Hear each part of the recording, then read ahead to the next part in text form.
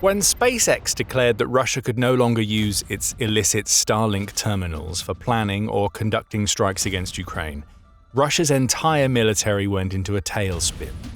Ground was lost, soldiers died, and Ukraine gained a massive advantage. Russia has been trying to create its own version of Starlink ever since, and a Soyuz rocket center deep within its territory was a key cog in a space program designed to restore connectivity and communication for Russia's soldiers. You can probably guess what has happened. Ukraine found that Soyuz center, and it made the facility burn by sending something pink to destroy the Kremlin's dream of creating its very own Starlink. Today there are new significant results from our deep strikes. In Russia's Samara region, one of the key enterprises within Roscosmos, the Progress Center, which was involved, among other things, in electronics production, was hit. Ukraine's President Volodymyr Zelensky declared in an August 15th ex-post. Zelensky went on to explain that the something pink that destroyed parts of the facility were FP-5 Flamingo missiles, which traveled about 900 kilometers from Ukraine's border to strike deep into the heart of Russia. This isn't just about losing a rocket manufacturer that is vital to Russia's plans to create its own Starlink. What we've just seen is yet another example among hundreds in 2026 that there is nowhere that Russia can consider safe from Ukraine and its drones. Specifically, the facility that Ukraine took out is in southwestern Russia, and it's used to manufacture the Soyuz 2 launch vehicles that Russia needs to send satellites supporting its Rassvet system into orbit. Take out the rockets and the satellites stay on the ground, making them absolutely useless to Russia as it scrambles to come up with a Starlink alternative. To make matters worse for Russia, this Progress facility is the only one in the entire country where these Soyuz 2 launchers can be assembled, according to the Telegraph. This means that Russia now has two races on its hands, one to get the satellites into the air in the first place, and another to restore its means of launcher production. Russia has already confirmed that the strike took place, which tells us that it was too big to hide. Granted, Russian officials didn't name the Progress facility directly. Samara Regional Governor Vyacheslav Fedorishev would only say that an industrial facility had been hit, and Regional Mayor Ivan Moskov claimed that the attack was a large-scale missile strike, United 24 media reports. The same outlet adds that regular people on the ground have been more revealing. Residents reported loud explosions not long after a missile alert was issued for the Samara region, and it's likely thanks to some of these residents that we have some of the clearest proof that Ukraine hit exactly what it was trying to hit. There's footage. And that footage shows the Progress facility in flames. Zelensky shared some of that footage in his ex-post. A 20-second clip shows several angles of a fire that has climbed so high it can be seen burning from kilometers away. Thick clouds of smoke blacken the skies, and they're all emanating from the Progress Center. More footage comes from an interesting source, Denis Stileman, who is the founder of Firepoint, which builds the pink missiles that Ukraine used in its Soyuz-busting strike. His footage shows the very beginning of the attack, showcasing the ground-based launch of the Flamingo missiles that Ukraine used, and offering just the briefest of windows into a long-range threat against Russia that is no longer emerging and has instead turned into an everyday problem. The Flamingo missile drone hybrid isn't just here, it's hitting Russia hard with increasing regularity. Russia is terrified of this pretty in pink weapon, and it has every reason to be. The Flamingo delivers a long-range capability to Ukraine that it hasn't had for most of the war. According to the International Institute for Strategic Studies, the Flamingo, which is pink due to a factory error in initial production and has stayed that way as a little trademark, can travel around 3,000 kilometers and sports a powerful 1,150 kilogram warhead that is more than capable of wrecking hardened targets and large facilities. Forbes says the missile will reshape the dynamics of the entire Ukraine war, and you could argue that it's doing just that.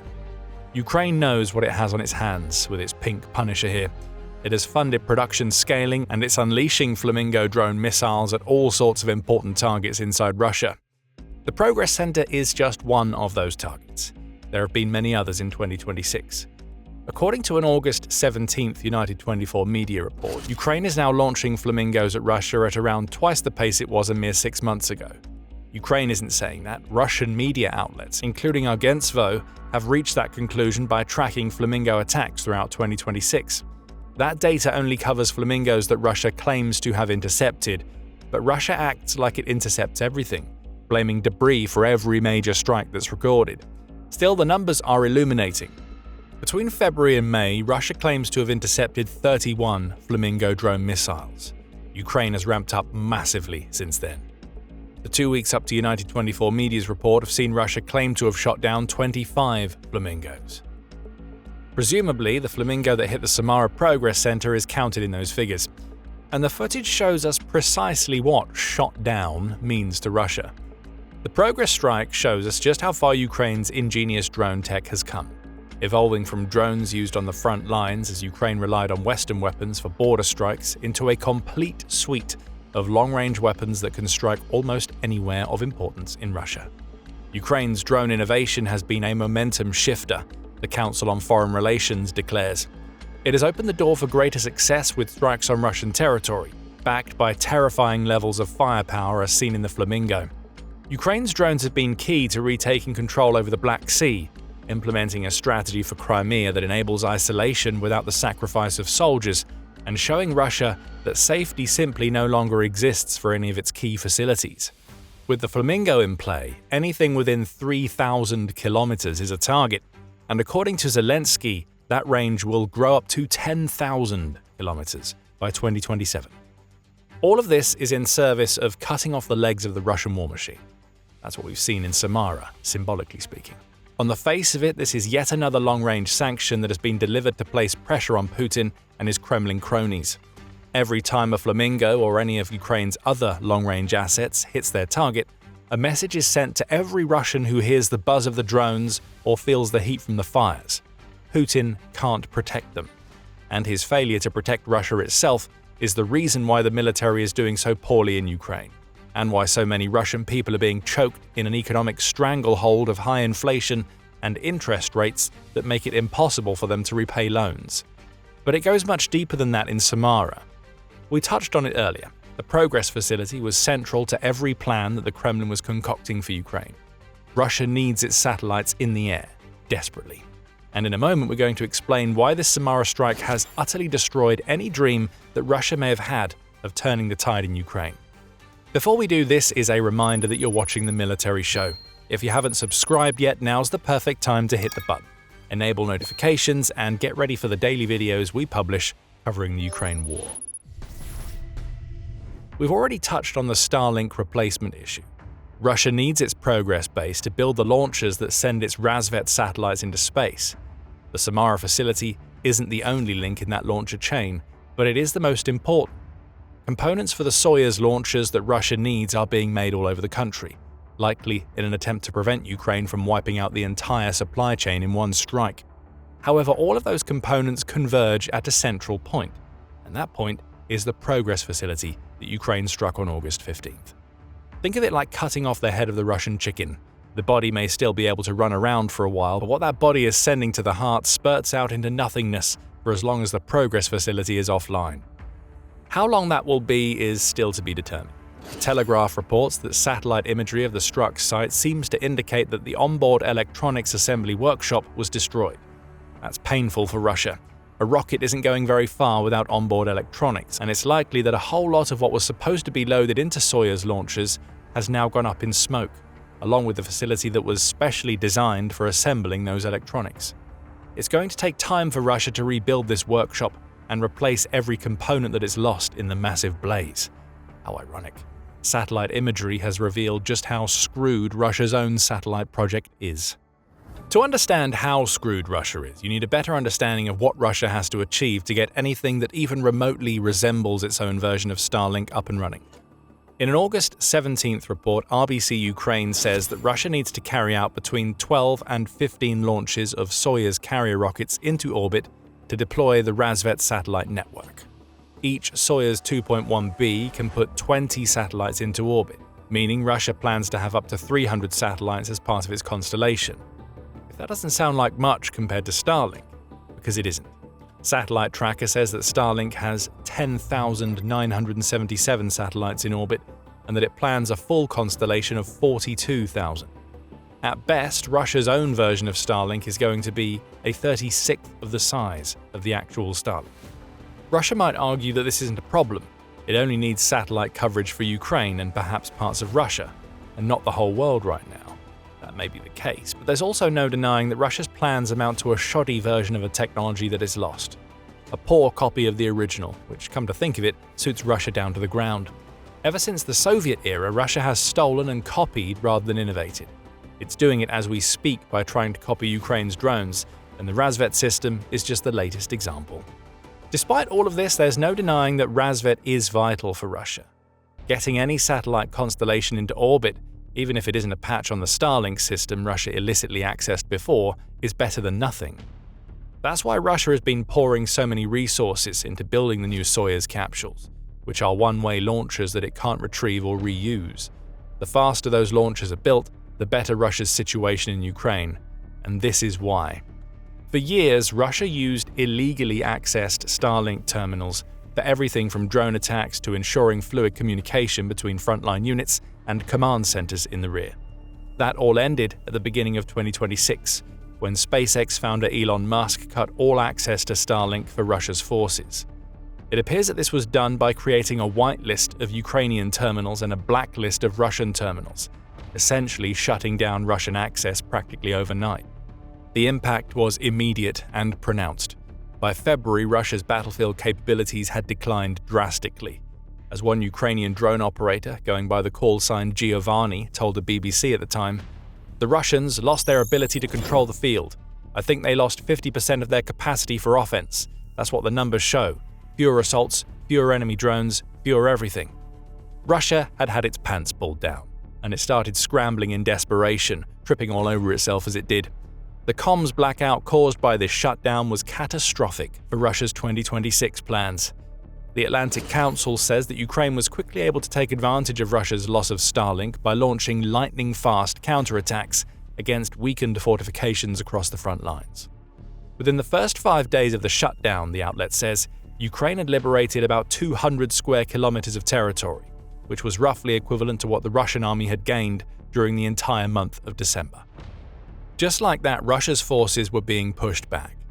And this trend of Ukrainian counterattacks taking advantage of Russian weakness has continued throughout 2026. Ukraine used Russia's Starlink Blackout to push targeted offensives, primarily taking place in the south of the country. By mid-March, Ukraine had retaken about 400 square kilometers of territory, much of it in the Zaporizhia and Dnipropetrovsk regions. Fast forward to August, and Zelensky revealed that Ukraine has also liberated 745 square kilometers of territory in the Alexandrivka sector.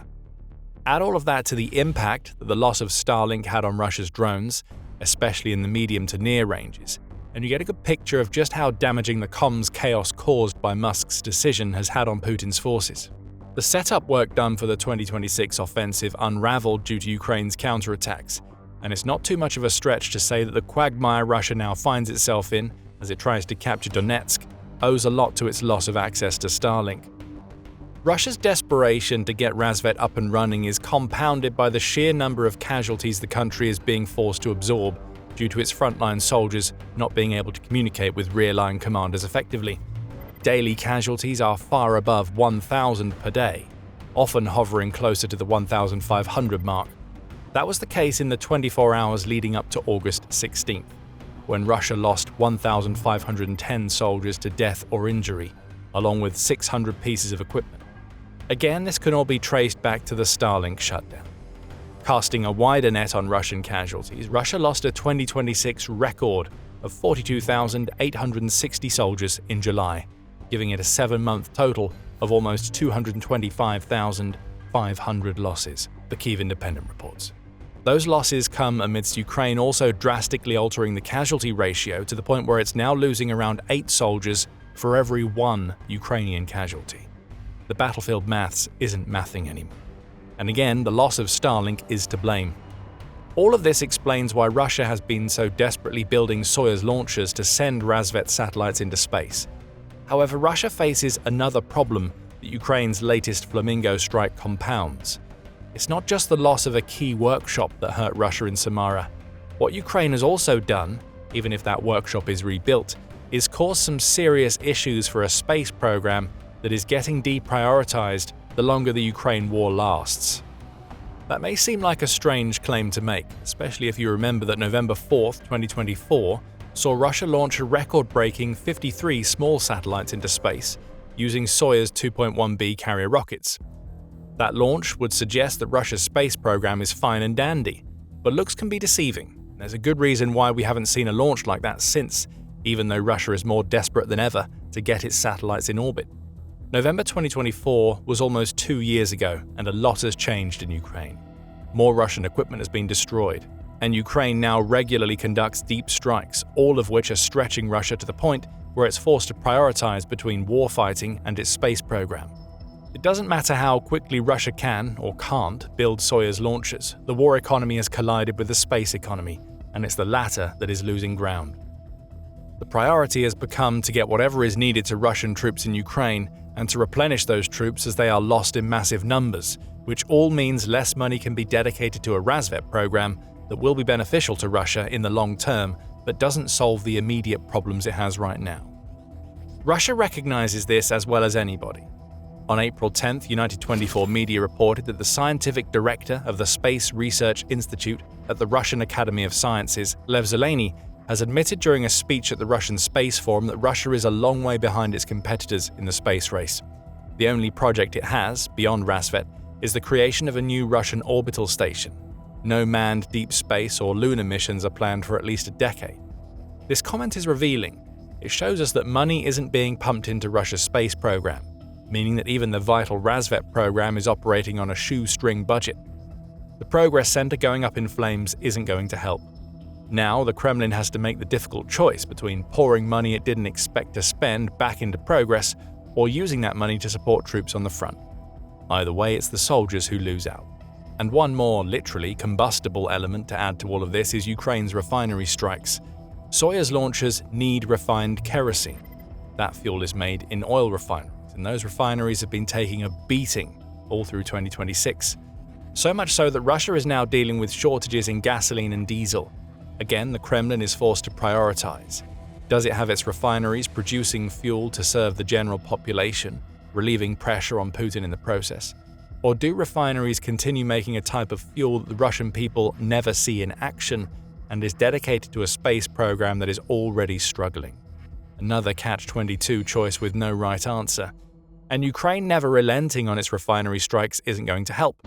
On August 13th, the New Voice of Ukraine reported that Russia's oil refining is likely to drop to 4 million barrels of oil processed daily, all caused by unplanned repairs and outages due to Ukraine's strikes. That may sound like a lot of refining, but it's actually a low that hasn't been seen since the early 2010s, and it comes at a time when Russia needs its refineries to be working at maximum capacity due to the fuel shortages and the Rassvet project. Russia will try to push on. It was launching Rassvet satellites much faster than initially planned earlier in 2026, highlighting its desperation to get its Starlink replacement up and running.